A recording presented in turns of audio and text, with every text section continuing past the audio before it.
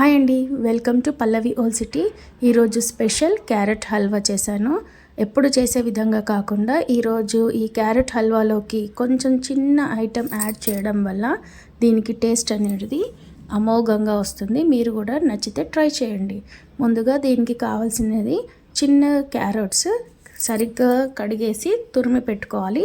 ఇప్పుడు ఒక కడాయి పెట్టేసి అందులో నెయ్యి 2 టీ స్పూన్స్ అంతా నెయ్యి వేసాను.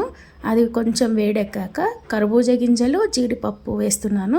వేసి ఇది కొంచెం చిటపటలాడేటప్పుడు మనం తురిమి పెట్టుకున్నటువంటి క్యారెట్ని అంతా కూడా వేసేసుకోవాలి. వేసేసుకొని అది కొంచెం కలుపుకొని నెయ్యిలోనే బాగా మగ్గే విధంగా ఒక 2-3 టైమ్స్ అనేది కలుపుకొని మూత పెట్టుకోవాలి. మీడియం మంట మీదనే చేసుకోవాలి అండి. హై ఫ్లేమ్ అనేది పెట్టకూడదు, త్వరగా మాడిపోతుంది. సో ఇక 2 టైమ్స్ బాగా కలిపేసుకోవాలి. బాగా ఎంత కలిపితే నెయ్యిలో ఉన్న ఫ్లేవర్స్ అంతా కూడా క్యారెట్కి వెళ్ళిపోయి పచ్చిదనం అంతా పోయి కూడా చాలా టేస్టీగా వస్తుంది. ఇప్పుడు బాగా కలుపుకొని మూత పెట్టేసుకోవాలి.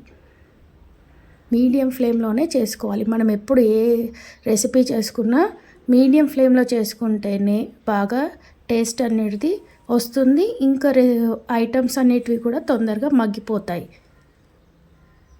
అదేవిధంగా చూసారు కదా, మళ్ళీ ఇంకొకసారి మూత తీసేసి బాగా కలుపుకోవాలండి. కలిపేసుకొని మళ్ళీ మూత పెట్టేసి ఇంకొక 2 మినిట్స్ వేగనివ్వాలి. నెయ్యిలోనే మూత పెట్టేసుకోవాలి. చూస్తున్నారు కదా, ఈ విధంగా మంచిగా కొంచెం కలర్ చేంజ్ అయినట్టు మనకు అనిపించగానే ఇప్పుడు నేను ఒక టీ తాగే గ్లాస్ ఉంటుంది కదండి, టీ గ్లాస్ అంత సైజు వాటర్ని వేస్తున్నాను. ఎక్కువ వాటర్ వేయొద్దు, టీ గ్లాస్ అంత వాటర్ వేసి కలుపుకోవాలి. ఈ వాటర్లోనే కొంచెం అది మగ్గే విధంగా పెట్టుకోవాలి.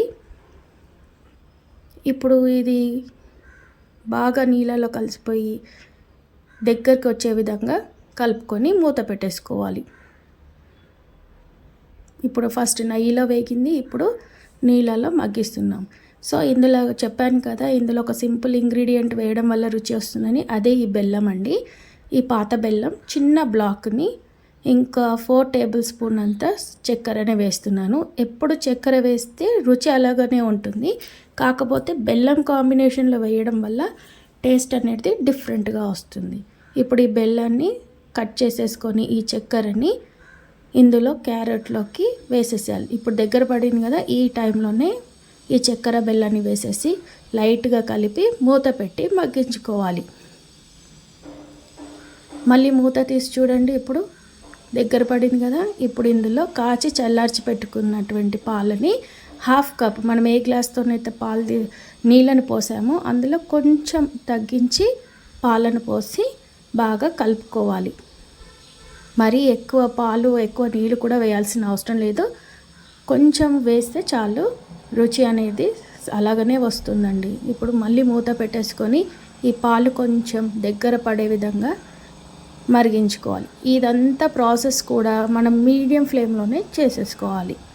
ఇప్పుడు ఈ కొంచెం పాలు దగ్గర పడ్డాయి కదా, ఇందులోకి కొద్దిగా పచ్చి కోవాని వేస్తున్నాను. వేసేసి మంచిగా కలుపుకోవాలి. ఎక్కువ మెదుపకున్న అవసరం లేదు,